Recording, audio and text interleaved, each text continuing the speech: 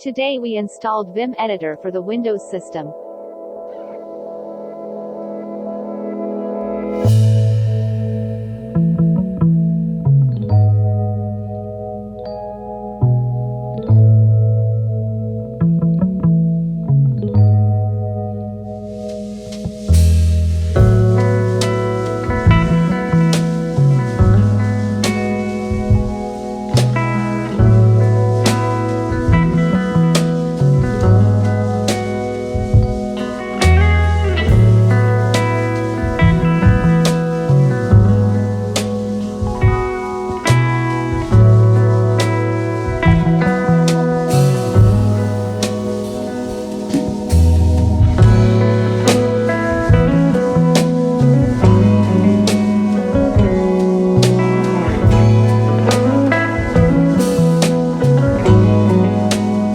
Go to the Vim site and download Vim for Windows.